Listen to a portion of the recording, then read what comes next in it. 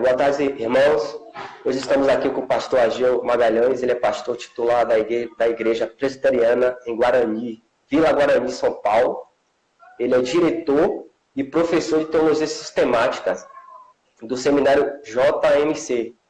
Tudo certo, pastor? É isso ele aí. Ele é casado e tem 3 filhos, né? Uhum. E, então, assim, pastor, nós queremos agradecer, né, pela sua vinda aqui na página. Queremos dizer que nós admiramos o Senhor. É natural da página postar artigo do Senhor, postar vídeos do Senhor. Uhum. E agradecer pela sua contribuição, né? Tem me edificado muito, eu e minha família. E também o Júnior, o outro administrador. Então, muito obrigado por aceitar o nosso convite. Imagina a alegria. Alegria. Pastor, sem mais delongas, vamos começar. E eu quero tratar primeiro sobre a teologia sistemática. É algo natural do Senhor, né? O Senhor é professor disso. E a primeira coisa que a gente quer saber é o que é teologia sistemática. Uhum. E na mesma pergunta, qual a importância da teologia sistemática no contexto da igreja? Ok. Bom, vamos lá então. A teologia sistemática é, digamos, uma visão de organização da Bíblia. Né? Teologia é o estudo de Deus, mas bem explicado uma coisa. Você não consegue colocar Deus numa bancada e analisá-lo. Né? Então, é o estudo de Deus a partir das Escrituras, a partir do que Ele se revelou. Porque há coisas em Deus que não estão reveladas. Né? Deuteronômio 29 fala que as coisas reveladas são para nós e os nossos filhos, mas há coisas não reveladas que pertencem ao Senhor. Então, teologia é nós estudarmos dentro daquilo que foi revelado o que é o nosso Deus. E a sistemática é a área que organiza os temas. Então veja, você não tem um capítulo na Bíblia exaustivo sobre pecado. O pecado está espalhado na Bíblia inteira. A teologia sistemática vai organizar isso. Vai dar uma visão geral na Bíblia e dizer: a Bíblia fala que o pecado é isso, com textos tais.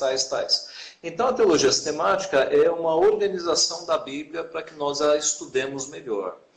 Em termos de importância, então, você tem aí a primeira importância. Né? Quando você quer estudar a Bíblia de uma forma mais focada, você pode buscar isso em livros que organizam a revelação. Há um sentido, então, e eu acho que foi nisso que o Sproul pensou, que todos nós somos teólogos, né? Porque todos nós lidamos com a palavra de Deus. A importância, então, é justamente essa, nós estudarmos a Bíblia de uma forma organizada, aproveitando, inclusive, a conclusão de outros irmãos do passado, que já estabeleceram algumas bases. Né? Por exemplo, no assunto da cristologia. Você não tem um capítulo na Bíblia dizendo Jesus Cristo, você não tem nenhum versículo explícito assim, que diga Jesus Cristo é uma pessoa e tem 2 naturezas, a natureza humana e a natureza divina. E isso foi um desenvolvimento histórico buscando o conteúdo bíblico, estudando a Bíblia, estudando esse conteúdo histórico. E a teologia não proporciona isso. Aí quando você vai para os textos bíblicos, você percebe essa realidade. Entendi. E ajuda até na questão do evangelismo, a evangelizar de maneira mais fácil, não é isso? Porque discorre os temas pegando vários textos. Com certeza. Sobre evangelização, é essencial a gente sempre fala isso aqui com os irmãos e alunos, né? A tarefa da evangelização é levar as boas novas do Evangelho. Mas essa nossa geração não sabe quais são as más novas. Eles não sabem. Eles não sabem do inferno, eles não conhecem um Deus de ira. O Deus que é apresentado na mídia é um Deus bondoso, tolerante, que aceita todo mundo, né? que abraça pedófilo, etc. Essa é a visão do Deus tolerante. Então, a nossa geração não tem a compreensão que tinha os nossos passados de um Deus que se ira, que sente indignação contra o pecado. Então, é fundamental que na nossa evangelização a gente conte para essa geração quais são as más notícias. As más notícias são que o pecado destruiu qualquer comunhão com Deus, que os homens estão separados e rebeldes de Deus, que Deus vai julgar todo mundo e quem não estiver em Cristo vai para o inferno. Então, depois que você tira o chão da pessoa, mostrando que ela está, de fato, em maus lençóis, porque as notícias são más, aí sim vem as boas novas, a pregação do Evangelho. Então, a gente nunca deve começar a evangelização apenas com as boas novas. A gente passa as más novas, aliás, as más notícias, e aí depois a graça faz todo sentido. A sistemática ajuda nisso. No sentido de pregar a lei, né, mostrar que um pecador ele é, e depois vir com vem com a graça. Exatamente. Qual uma obra ou algum livro, para aqueles que querem iniciar o estudo da sistemática, o senhor indica, de maneira simplificada? Esse livro do Sproul, ele é bem simples, eu li ele, e ele é bem simples, né? Ele é praticamente para aquele mais culto e aquele cristão mais simples. Qual é a obra assim que o senhor indica? E como nós devemos começar a estudar a teologia sistemática? Olha, eu acho que em português o melhor livro introdutório à teologia reformada é o do Joel Bick, Vivendo para a Glória de Deus. Esse livro é impressionante, impressionante. Agora, ele pode ser pesado para alguns irmãos que não estão iniciados, né? Porque o Joel Bick, ele, embora comunique fácil, é um livro denso. Eu recomendaria às pessoas começarem com alguns teólogos que simplificam a teologia. Quem são, na minha opinião? Sproul. Sproul é o primeiro. Né? O Sproul, ele consegue tratar de temas profundos de uma linguagem muito fácil. Nós temos em português uma trilogia do Sproul que é sensacional, publicado pela editora Cultura Cristã. É A Santidade de Deus, A Glória de Cristo e O Mistério do Espírito Santo. É uma trilogia. Olha, A Santidade de Deus é uma preciosidade. Tá? Então, eu sempre indico que as pessoas comecem lendo Sproul, porque o Sproul tem uma linguagem fácil e ele já começa a traduzir a teologia mais complicada. Outro bom nessa área também é o J.I. Packer. Aquele livro Conhecimento de Deus, do Packer, é muito bom. Né? Então, eu começaria com autores mais fáceis de serem compreendidos. Agora, um livro que é uma bela introdução é esse que eu citei, O Vivendo para a Glória de Deus, do Joel Bick. É um livro completo. É um curso de introdução à teologia, esse livro. Obrigado. Vamos passar um pouco, porque a gente tem muito assunto para tratar. Eu gostaria já de começar a falar sobre dons espirituais. Todas as vezes que postamos artigos referente a esse tema, há muita dúvida com questões dos dons que cessaram, né, o que é o cessacionismo, essas questões que nós reformados defendemos tanto. E, para começar, eu gostaríamos de pedir ao Senhor que o Senhor fale um pouco o que são os dons espirituais e quais os dons tem na Bíblia. Para começar, o que são os dons espirituais e quais dons tem na Bíblia? Qual o pensamento do Senhor com respeito a isso? Olha só, a Bíblia não nos dá uma lista de dons apenas. São algumas listas de dons que nós temos no Novo Testamento. E as listas que nós temos, elas não são similares. Elas abordam dons diferentes. E às vezes alguns dons se coincidem nas listas. Mas o que leva os estudiosos a crer que é possível que haja até dons que não estão ali catalogados. Não foi a intenção de Deus nos dar uma lista completa de dons. Mas o conceito é o seguinte: Deus, ele aperfeiçoa a sua igreja fazendo com que os seus filhos tenham dons. Isso para o benefício da igreja, para o desenvolvimento dos santos. Tá? Então nós temos dons, desde dom de governo, por exemplo, que é o dom que se espera encontrar num presbítero, o dom de governo, ao dom de ensino, O dom de misericórdia, que é o que se espera encontrar num diácono, é o dom de misericórdia. E não apenas no diácono, mas naquelas pessoas que geralmente estão envolvidas em obras de misericórdia, em trabalhos assistenciais, em ONGs. Geralmente esses crentes que estão envolvidos ali, eles têm dons de misericórdia. Governo, misericórdia, ensino. Eu estou vendo se eu abro uma lista aqui para não falhar. Mas você tem também os dons revelacionais, né, que foram os dons que estiveram ali no período apostólico. Os dons revelacionais, profecia, línguas, que tem conteúdo revelacional, eles são tratados na Bíblia como credenciais. Paulo fala, se não me engano, aos Gálatas, que os dons, que os sinais e prodígios foram as credenciais do seu apostolado. Qual é a ideia? Num mundo em que dificilmente a mensagem do Evangelho seria crida por ex-pescadores que a estavam apresentando, que sinal as pessoas teriam de que aqueles homens estavam falando em nome de Deus? Deus lhes dá, então, dons, sinais, milagres, operação de milagres, prodígios. Assim como Moisés, para que fosse crido pelo faraó, que ele era um homem de Deus, Deus deu a ele aqueles sinais, né? Moisés, mete a mão no peito e ela vai ficar branca como lepra. Joga o teu cajado no chão e ele se transforma numa serpente. Assim como Deus deu sinais para que, não apenas Moisés, mas Elias e tantos outros tivessem a sua mensagem crida, porque eles tinham sinais espetaculares, o mesmo padrão se repete no Novo Testamento. Deus dá dons de milagres àqueles homens para que a sua mensagem seja crida. E aí você encontra Paulo justamente falando que os dons e os prodígios e os sinais foram credenciais do apostolado, para que as pessoas crescem na mensagem. Então veja, esses dons sobrenaturais, eles não foram dados para qualquer tipo de vaidade, para que os apóstolos dissessem, puxa, eu tenho superpoderes, mas para que eles servissem para a pregação da palavra. Eles eram as credenciais de que esses homens são homens de Deus. Olha o que eles fazem.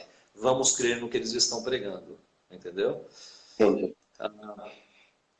Olha só, eu tenho aqui uma lista de dons. Dons de sabedoria, conhecimento, oratória, exortação, dom de cura, operação de milagres, discernimento de espíritos, misericórdia, governo, falar em línguas, interpretar línguas. Né? Eu tenho uma lista aqui de 20 dons do Novo Testamento, mas como eu disse, não significa que é uma lista exaustiva. Deus não teve esse propósito. Entendi. Engraçado que hoje dá muita ênfase na profecia, no dom de línguas, mas acaba que esquece esses dons. Tantos dons. O dom do amor, de Jonathan Edwards até escreve um livro com base em 1 Coríntios. Se eu já li essa obra, fantástica essa obra. Ele colocou o dom do amor como o dom supremo. E as pessoas dão tanta ênfase nesses dons. Mas a argumentação, muitas vezes, que aparece aqui na página é: onde está na Bíblia claramente que os dons cessaram? Qual é o pensamento do Senhor com respeito a essa afirmação que muitas pessoas dão? Primeiro que a afirmação ela é incompleta. Os dons não cessaram. Tá? Deus continua mandando dons aos homens, e os dons são o que edificam a igreja quando eles servem de instrumento para a compreensão da palavra. Né? Uhum. Os dons que cessaram são os dons de revelação, de conteúdo revelatório, por um simples motivo: a Bíblia está escrita. Então, Deus não continua mais trazendo novas revelações. O apóstolo Paulo, escrevendo aos Gálatas, capítulo 1, verso 8 e 9, ele disse que, ainda que um anjo desça do céu e vos pregue o evangelho além do que vos temos pregado, seja anátema, porque o evangelho que deveria ser pregado, ele foi completado. Judas, na sua epístola, ele fala da fé que foi dada de uma vez por todas aos santos. De uma vez por todas. Quer dizer, o cânon fechou. Né? A revelação, ela fecha no Apocalipse. De forma que não tem mais como os dons de revelação estarem em operação.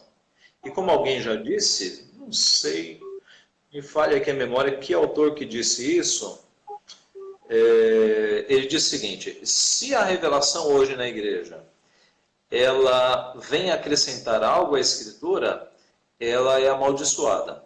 Agora, se ela vem dizer algo que já foi dito na Escritura, ela é inútil. Fique com a Escritura. Foi John Owen. Oi? John Owen.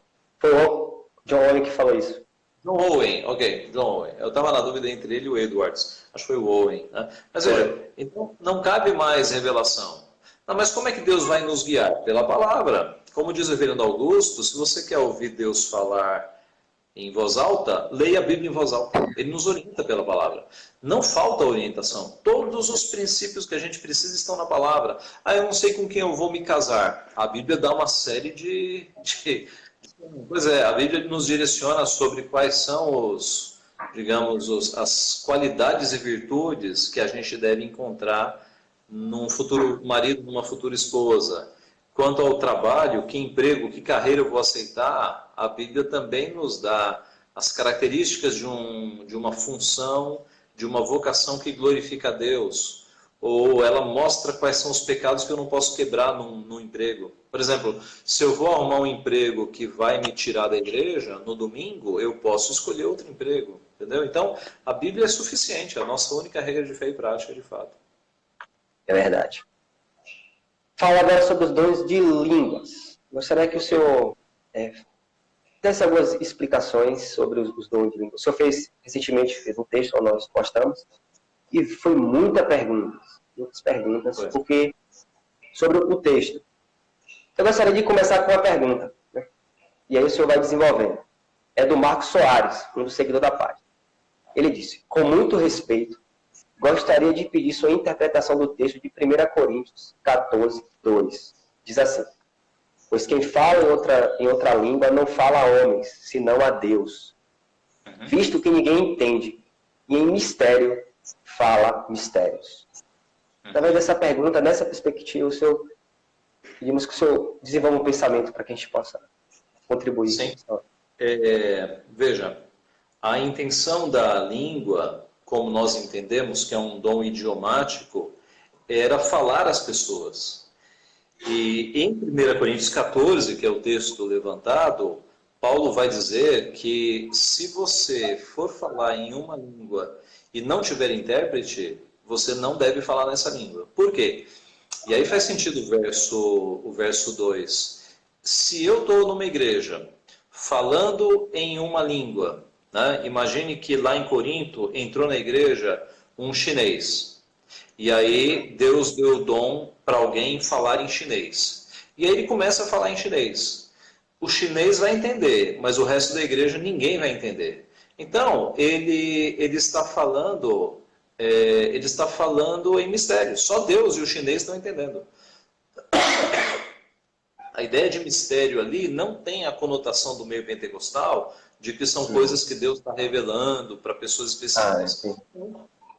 A pessoa que fala em uma língua sem que haja intérprete, ela está falando coisas que só Deus entende. É como que se eu começasse a falar em alemão, e boa parte dos irmãos não iam compreender o alemão. Ia ser mistério. Só Deus ia entender. Entendi. Claro. Então, quando você interpreta 1 Coríntios 14 com essa visão, de que são línguas idiomáticas, não há nenhum problema. O texto ainda está claro lá. Entendi.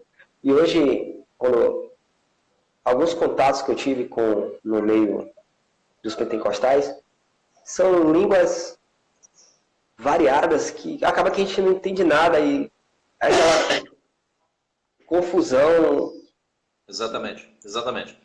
O que geralmente falam é que são línguas de anjos, né? Mas veja, todas as vezes que anjos falaram na Bíblia, falaram na língua que a pessoa entendia. Verdade. O anjo não trouxe o intérprete. Né? O anjo sempre falava na língua da pessoa. Outra coisa, Já foram feitos estudos pegando os fonemas que são tratados pelos nossos irmãos pentecostais, e aliás, isso tem que ficar bem claro, né? Nós temos essa diferença de interpretação bíblica, mas os pentecostais são nossos irmãos, ok? Boa, Isso não é uma diferença. Tá? Mas então, os nossos irmãos pentecostais, aquele tipo de língua falada, e já foi feito estudo nesse sentido, não constitui um idioma. Não dá para formar um idioma com aquela língua. Nessas postagens que eu fiz, um irmão me disse o seguinte: olha, tanta verdade a língua estranha falada no pentecostalismo, que em todas as nações do mundo a língua se parece. Eu falei, olha, interessante, vou verificar. Aí eu entrei em vídeos de pessoas falando línguas ao redor do mundo. Americanos, italianos, franceses, brasileiros, tudo diferente, tudo diferente. Os fonemas que são falados aqui no Brasil, se você entra em vídeos de pessoas falando línguas em outros países, é diferente. Então, não é um idioma, não constitui um idioma. É o que se chama em grego de algarávia ou algaravia. São sons sem sentido. O dom bíblico é o dom idiomático. Por quê? Porque foi um dom que veio para a pregação do Evangelho. Lá no Pentecostes havia muitos estrangeiros, a lista das nações está lá. E Corinto era uma cidade puramente frequentada por estrangeiros. Porque Corinto é aquele filetezinho de terra que você encontra ali entre o continente e o Peloponeso, bem perto da Itália, que tinha dois portos. Tinha o porto de Sencreia e de Lacaia. Então, era uma cidade tomada por estrangeiros, era uma rota comercial. E você só vê língua sendo tratada em Corinto, porque, do ponto de vista geográfico, era a cidade que mais tinha estrangeiros ali das cartas. Então, era necessário que houvesse uma pregação ali evangelística para atingir os estrangeiros. É por isso que você tem dom de línguas em Corinto e não tem nas outras igrejas. Percebe? O dom é idiomático, é para a pregação do evangelho. Tem uma vez que eu estava lendo as escrituras e eu comparei a Torre de Babel. Não sei se isso tem a ver. Onde Deus Total divide. comparação. E já no Novo Testamento, Deus vai e une através do Evangelho as pessoas para... Isso, alguns brincam que o Pentecostes é a Babel invertida. Entendeu? Exatamente isso. É o povo entendendo um entendimento só, várias línguas e um entendimento só. Um entendimento só. O que o senhor indica para as pessoas que querem, porque querem estudar mais sobre os dons de línguas, né, no pensamento reformado? E muitas pessoas têm esse contato, muitos irmãos, isso é comum, que estão no meio da igreja, né, e nunca falam em línguas. Nunca falam em línguas. E quando vai ter um contato com o conhecimento reformado, acaba que ela se acha. Né? Recentemente eu visitei a casa da minha sogra, e ela é pentecostal, e ela tem a ideia de que eu e minha esposa, a gente não crê no Espírito Santo por causa disso. A gente não fala em línguas. E chegou uma irmãzinha lá da igreja pentecostal, e que ela compartilhou comigo, com minha esposa, ela falou, eu não falo em línguas. Mas a característica dela na igreja é o amor. Ela é uma pessoa que serve, ela é uma pessoa que exerce misericórdia. E eu falei com ela, irmã, esses dons, eles cessaram, mas você tem o Espírito Santo porque você tem o amor. E muitas pessoas acham que a evidência de que aquela pessoa é regenerada ou foi convertida é o dom do Espírito Santo. E cria essa confusão, muitas pessoas achando isso. É uma característica do movimento pentecostal a ideia da segunda bênção. Tá? Então, primeiro você recebe Jesus Cristo, e depois, se você passar pelo fenômeno das línguas, que para eles é o batismo do Espírito Santo, só aí você tem o Espírito Santo. Tá? Então, alguns irmãos pentecostais olham para nós e acham que nós não temos o Espírito Santo, que nós só temos Jesus Cristo. Agora, note, dividir a Trindade é um erro absurdo. A Trindade não pode ser dividida nem misturada. Tá? Onde está o Pai, está o Filho, está o Espírito Santo. Na criação os três estavam lá, na salvação os três estavam, na santificação os três estão. Na teologia, a gente fala em economia da Trindade, né? Que é quando você identifica funções de cada uma das pessoas da Trindade. De fato, a ênfase da santificação está na pessoa do Espírito, mas não elimina as outras duas pessoas, nem na regeneração. E há um texto prova para isso, que eu acho muito eloquente, que é João 14, 23. Respondeu Jesus: se alguém me ama, guardará a minha palavra, e meu Pai o amará, e viremos para ele e faremos nele morada. Olha aqui, a morada do Pai e do Filho. Outros textos vão dizer que nós somos morada do Espírito Santo também. De modo que quando alguém é convertido por Deus, quando alguém se converte, ele não recebe só o Filho, ele recebe o Pai, o Filho e o Espírito Santo. E ali ele é batizado no Espírito Santo, entendeu? Ele não tem que buscar isso como uma segunda bênção.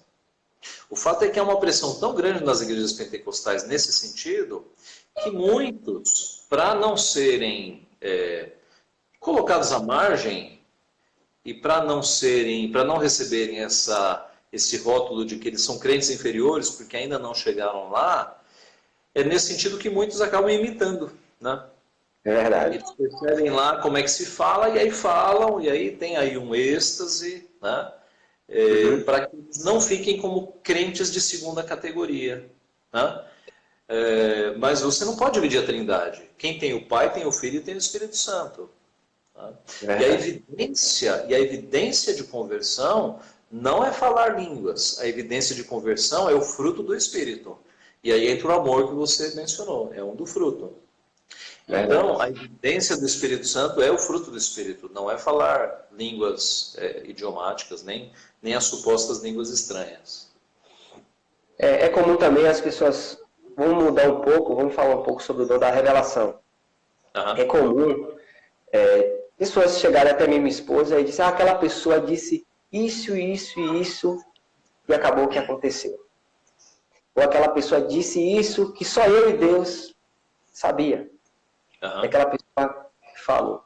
Qual é o pensamento do Senhor para essas ideias que as pessoas têm dificuldade de lidar?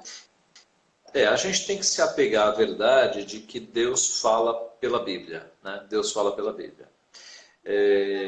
É o nosso porto seguro, é a rocha onde a gente se guia. Por quê?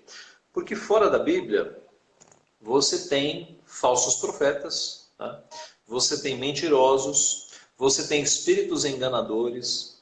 Eu não tenho dúvida de que os demônios, no espiritismo, eles falam coisas que só a pessoa conhece. Porque os demônios estão aí invisíveis, né? Nos acompanhando.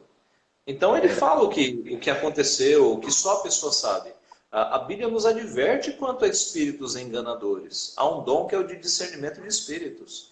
Então, veja, há muita coincidência que acontece.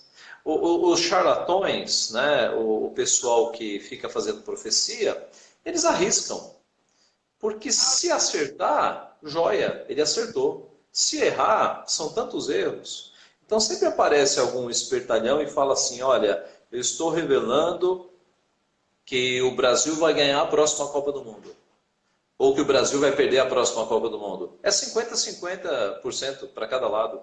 Percebe? Então, são os aproveitadores da fé. Né? Deus não nos guiou assim, para que a gente ficasse ouvindo as pessoas. Deus nos guiou para a gente ler a palavra. Na parábola do rico e do Lázaro, o rico, quando percebeu onde ele foi parar, ele pediu para Abraão, manda alguém avisar meus irmãos. E qual foi a resposta de Abraão? Não. Eles têm a lei e os profetas. E, aliás, lei e profetas não estava sendo literal. Porque Moisés já tinha passado fazia tempo e estamos no Novo Testamento, os profetas também. Abraão estava se referindo à Bíblia. Eles têm a lei e os profetas. Então, nós não temos que ficar dando ouvido a vozes supostamente do além. A gente tem a lei e os profetas, a gente tem a Bíblia. É nela que a gente deve se guiar. Obrigado, pastor. Vamos agora passar para outra pausa, outro tema. Vou falar um pouco sobre teologia reformada. Mas eu não quero aqui tratar sobre a doutrina da salvação, que já está tão batida aqui na página. Eu quero perguntar para o senhor sobre o que é o aliancismo, né? As pessoas estão tendo contato com a fé reformada, mas o contato que elas têm só é na doutrina da salvação. E muitas pessoas não conhecem o aliancismo ou a teologia do pacto.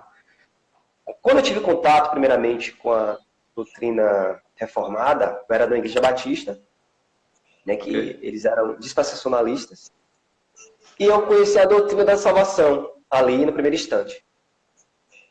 Só que eu fui despertado a estudar a teologia reformada e encontrei a teologia do pacto. E através da teologia do pacto, o meu mundo ali, ele abriu, eu interpretei a interpretação da escritura mudou, e até a minha decisão de ir para uma igreja presbiteriana reformada foi por causa que eu estudei o aliancismo e entendi. Tudo foi se encaixando, o batismo infantil, a guarda do domingo, mas eu saí em paz com os irmãos, são meus irmãos em Cristo. Um dos pastores que eu tenho mais como exemplo é de lá, né, o pastor Bruce. Ele é uma bênção. Mas eu queria que o senhor falasse um pouco sobre o aliancismo, né, para a gente aqui e os irmãos estão aprendendo. Olha só, a teologia da aliança não é algo que foi criado, é uma constatação de como Deus lida com o seu povo. Deus lida com o seu povo por meio de alianças. Tem até um cântico, né? Deus de aliança, que algumas igrejas nossas cantam. De fato, é o Deus de alianças. Ele lida com o seu povo por meio de alianças. Isso é uma constatação bíblica. Você tem aliança feita desde o Éden, né? Com características, com estipulações, com bênçãos pela obediência, com maldição pela desobediência. Você tem aliança sendo firmada com Abraão, reafirmada com Isaac, com Jacó. Se você der uma lida nestes livros, você vai ver que as mesmas promessas que foram para Abraão, feitas a Abraão, foram feitas a Isaac, a Jacó. Você tem um anúncio de uma nova aliança feita por Jeremias, que seria uma aliança na qual Deus não escreveria mais em pedras, mas escreveria no coração. Jesus se identifica como mediador da nova aliança. Então, de fato, Deus lida conosco por meio de alianças. Grosso modo, foi feita uma aliança no passado, de obras, com base nas obras, na fé, pacto de obras. Adão não conseguiu cumpri-la e Jesus Cristo conseguiu. A aliança de pacto de obras não terminou no passado, ele não foi substituído. Ele continua e é Cristo quem o cumpre. Na teologia se chama obediência ativa de Cristo. E por isso que Paulo chama Jesus do segundo Adão, né? Aquilo que o primeiro Adão não fez, o segundo Adão fez. Agora, ao mesmo tempo em que existiu um pacto de obras, existia um pacto da graça também, que era firmado não mais na obediência, mas tinha como pré-requisito a fé e crer em Jesus Cristo. Né? E aí todo o sistema sacrificial do Antigo Testamento aponta justamente para Jesus Cristo, para essa nova aliança, que era firmada no sangue do Cordeiro. Né? A teologia da aliança, essa constatação nos mostra que há um fio dourado que atravessa toda a Escritura. Tem um autor, que é o Gerhard van Groningen, nós temos uns livros dele em português. Ele chama esse cordão do triplo cordão dourado, porque ele é composto de 3 elementos que perpassam a Escritura, de Gênesis e Apocalipse. A sigla é RPM. Os mais velhinhos vão pensar num conjunto musical chamado RPM. Né? É bom para gravar. Reino, pacto e mediador. Reino, pacto e mediador. Então você tem reino a Bíblia inteira. Tá? Dá para pensar que o Éden era o estabelecimento do reino de Deus. E que o diabo é um reinado parasita, tá? Que está ali montado no reino verdadeiro. Você tem anúncios do reino, o Antigo Testamento inteiro. Você tem o ofício de rei, né, no Antigo Testamento inteiro. Jesus tem o ofício de rei. E a mensagem de Jesus no Novo Testamento é a mensagem do reino. O Sermão do Monte é o Sermão do Reino, em que ele começa lá com as bem-aventuranças, mostrando como deve se portar o cidadão deste reino. Tá? Então, reino é uma mensagem que esteve na boca de Jesus e que já estava no Antigo Testamento. É um cordão, é o primeiro fio deste cordão. RPM, o P é de pacto, é da aliança. Nós já falamos, né, que as alianças elas são trabalhadas no Antigo Testamento, apontando para a nova aliança da qual Cristo é o nosso mediador. mediador de uma nova aliança. Reino, pacto e mediador. A figura do mediador, ela aparece logo depois do pecado, né? Logo depois da queda. Quando Jesus, quando Deus no chamado proto-evangelho, Gênesis 3,15, fala que o descendente da mulher esmagaria a cabeça da serpente. Aqui você tem a primeira promessa de um redentor, né? De um mediador. E o Antigo Testamento inteiro faz profecias desse mediador que virá, né? Eu acho que o ápice do Antigo Testamento é o livro de Isaías. Isaías é tido por alguns como o quinto evangelho, de tão realista que ele é. 800 anos antes de Cristo, Isaías já estava dizendo que ele seria traspassado, que o seu rosto estaria desfigurado, que ele justificaria muitos, que ele seria contado com malfeitores. Assim, a profecia de Isaías 53 é impressionante. E aí você tem o Antigo Testamento inteiro falando desse Messias, desse mediador que viria. E no Novo Testamento você tem o mediador, né, até o final. Então, reino, pacto e mediador formam esse triplo cordão dourado que perpassa a Escritura inteira. Essa é digamos, uma perspectiva da aliança, né? A visão de que é um Deus que fez aliança com o seu povo. Essa aliança, num primeiro momento, parecia que alcançaria apenas os descendentes de Abraão, sanguíneos, mas o próprio Abraão, ele fala que a promessa estava reservada ao descendente, e Paulo em Gálatas explica que não são descendentes, mas é um descendente. O descendente é Cristo. Quem estiver em Cristo é beneficiário dessa aliança, né? E aí você vê a aliança se espargindo para todas as nações, como aquele povo escolhido, o Israel espiritual de Deus que somos nós, tá? A visão geral. Acho que para aprofundamento, leia os livros do Palmer Robertson, Cristo dos Pactos, Teologia das Alianças. E depois de ler tudo do Palmer Robertson, que é mais fácil, aí vá para Van Groningen, que aí é pesado. Aí Van Groningen vai entrar no hebraico, e aí é carga pesada. Mas é evidente isso na Bíblia. E quais são as aplicações práticas dessa doutrina para nós, da aliança? Pra nós? Olha, várias, né? A primeira, digamos que é o nível de amor de Deus, né? De nos escolher na eternidade e firmar um pacto com o seu povo, e nos chamar de propriedade exclusiva dele, né? A certeza da salvação, porque uma vez dentro do pacto, você não vai ser jogado fora. Não depende de você, né?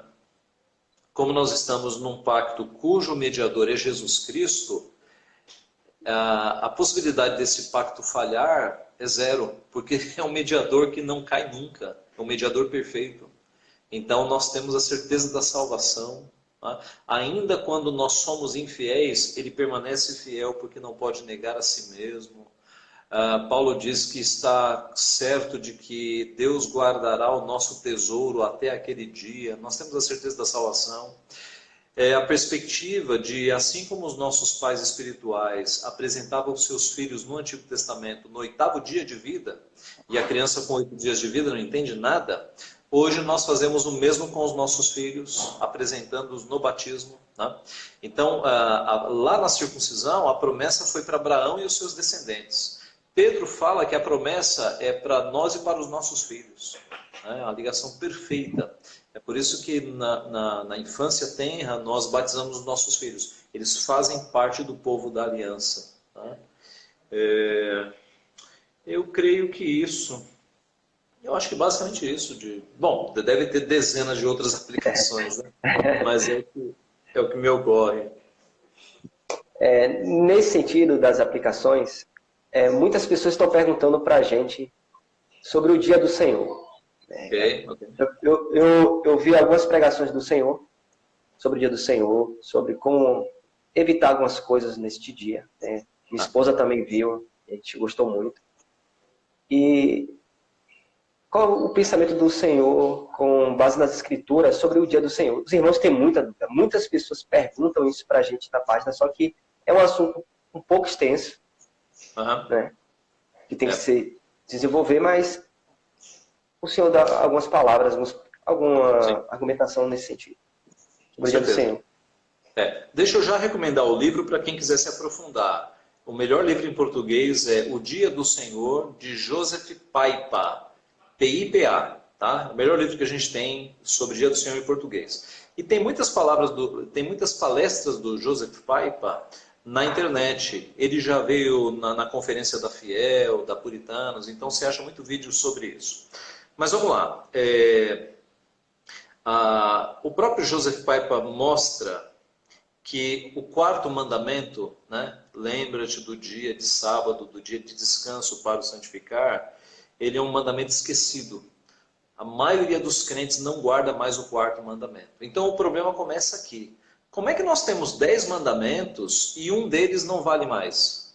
Os dispensacionalistas dizem isso, né? Que quarto mandamento ficou no Antigo Testamento. Então nós somos crentes de 9 mandamentos agora? Os 10 mandamentos, nós sabemos, é lei moral. Eles valem desde antes do Sinai e valem para depois do Sinai. Antes do Sinai, quando Caim matou Abel, já era pecado matar.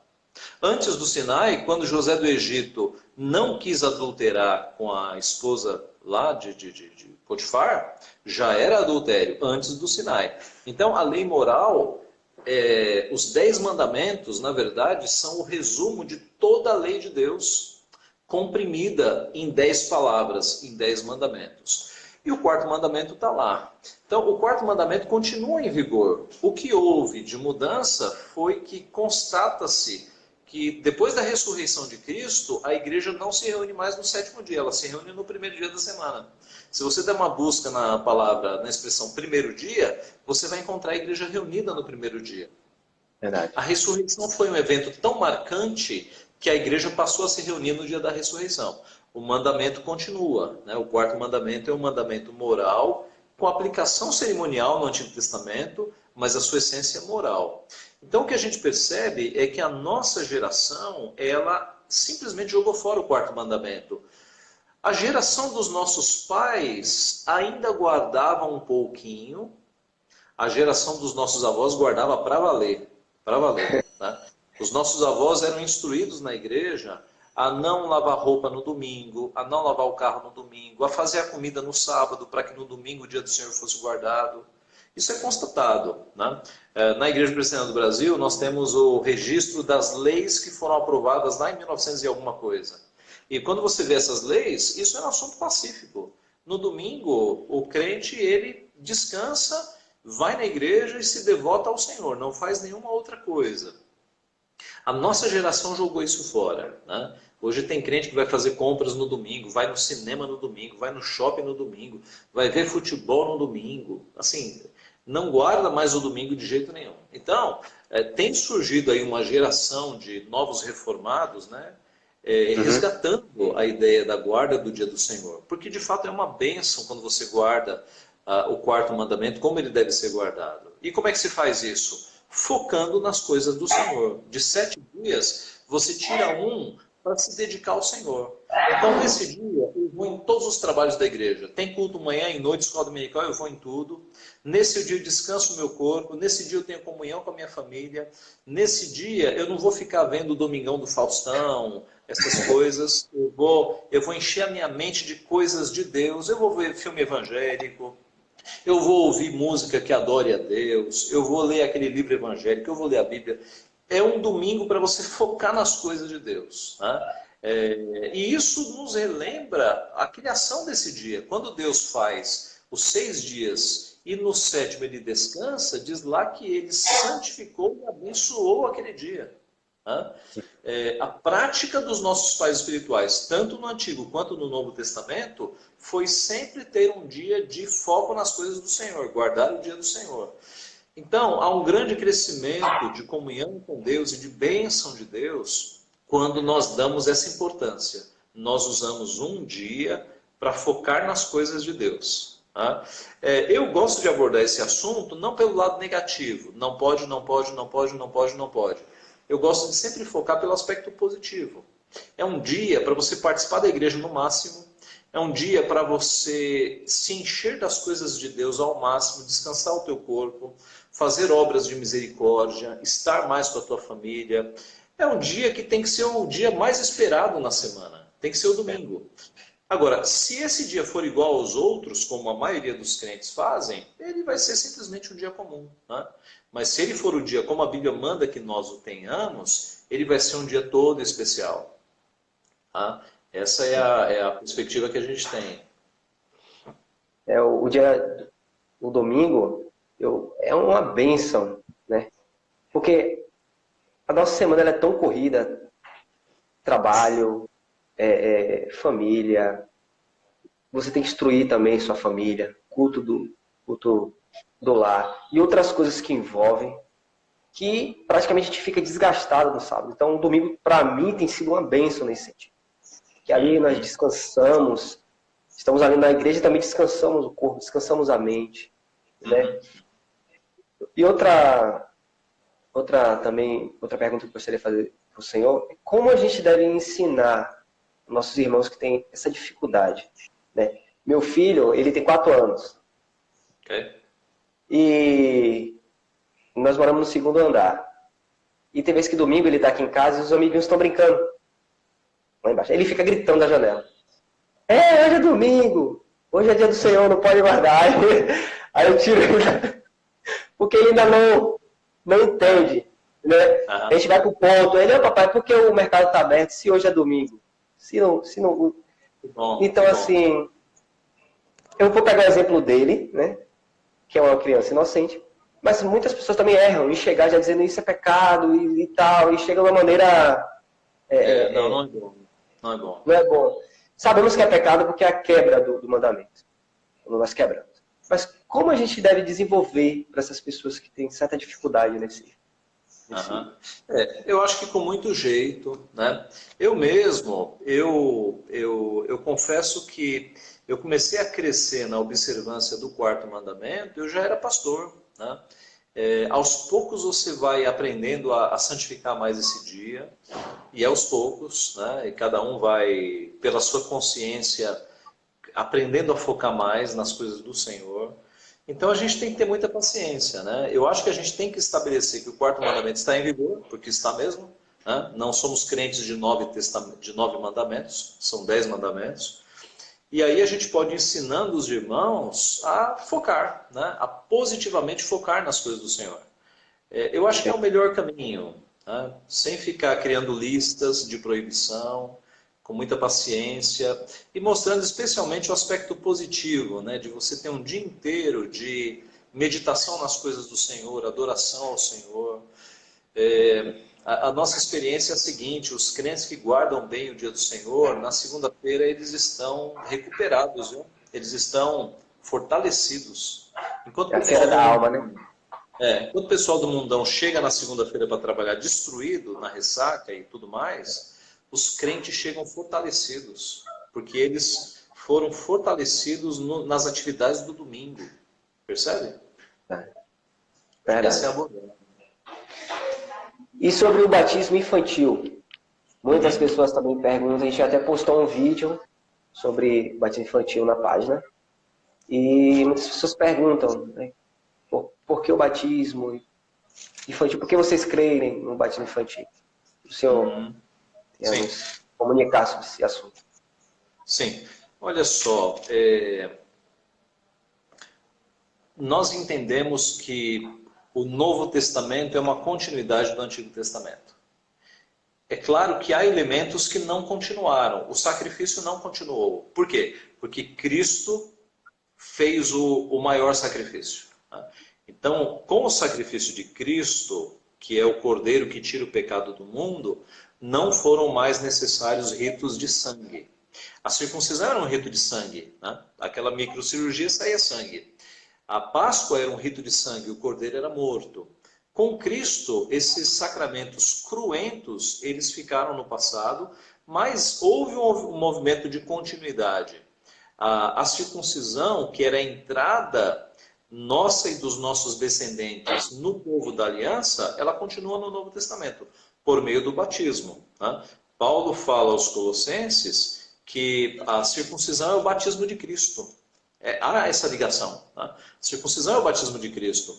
Então, nós não somos mais circuncidados no despojamento da carne, mas no coração. A nossa circuncisão é do coração. Os profetas já adiantavam isso no Antigo Testamento, dizendo para o povo, Deus não quer circuncisão na carne, circuncida o coração. Tá? Já havia essa prévia do que aconteceria.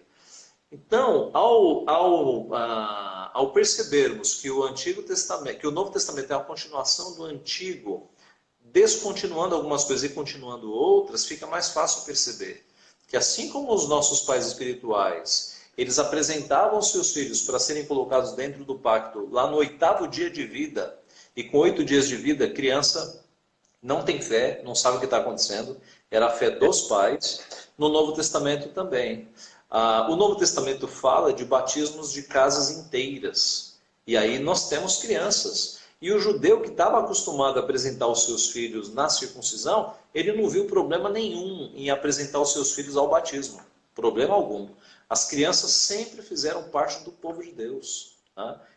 Na leitura da lei do Antigo Testamento, as crianças estavam presentes. A convocação para que até as crianças de peito estejam presentes na leitura da lei, entendeu? Para o judeu isso era tranquilo. O judeu não tinha problema nenhum em batizar o seu filho.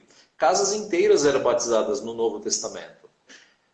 Então, é isso. O mais difícil de você imaginar seriam judeus não apresentando os filhos no Novo Testamento. Isso seria uma quebra, uma disruptura total com o Antigo Testamento. Verdade. Percebeu? E a criança também ela está inserida na igreja, ela está experimentando tudo aquilo que o povo de Deus experimenta, ela não está excluída do corpo. Com certeza. Então, e, aliás, no Antigo Testamento, a criança entrava no povo de Deus no 8º dia de vida, porque a promessa para Abraão foi, para nós e para os nossos filhos. Quando ele chegava ali aos 13 anos de idade, no ritual judaico, o que os seus pais tinham feito, que é a cerimônia do Bar Mitzvah. Jesus Cristo, um ano antes, foi ao templo para ver o que ia acontecer com ele. Tá? Então, nos nossos dias, nós batizamos os nossos filhos na tenra infância, e quando ele vai chegando ali pela adolescência, ele confirma isso com a profissão de fé. Ele confirma que ele continua na fé que foi colocada pelos seus pais lá no passado. A mesma coisa que os judeus faziam, a gente faz hoje, com nomes diferentes. Entendi.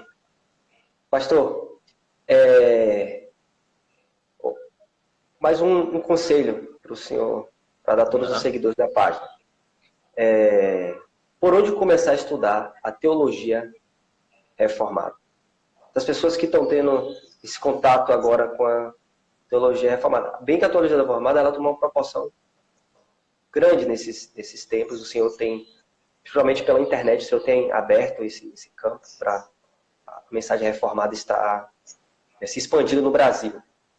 Mas o que a gente percebe aqui na página é pessoas com muita dificuldade com respeito à teologia reformada. Perguntas básicas que a gente fica até meio assim assustado. Então, por onde começar a estudar a teologia reformada? Então, além daquele livro do Joel Bick que eu recomendei, né? Vivendo para a Glória de Deus, livros do Sproul e do Packer. Além disso, para quem quiser tratar o assunto com seriedade, não é uma coisa impossível você comprar uma teologia sistemática, né? Porque na teologia sistemática mesmo, aí você tem todos os temas, está tudo lá. Tá? Então, se você quer estudar para valer, compre uma sistemática e estude. Você tem essa do Sproul que eu citei, teologias sistemáticas mais acessíveis, você tem uma do Michael Horton, muito boa agora. A teologia puritana do Joel Bick. Está para ser lançada uma teologia sistemática do Bick também. Você tem as clássicas do Berkhoff, né? Embora a teologia pura, né? Aqueles que estão começando podem sentir certa dificuldade em alguns termos. Mas eu acho que basicamente começar lendo autores reformados e assistindo vídeo de gente reformada, né?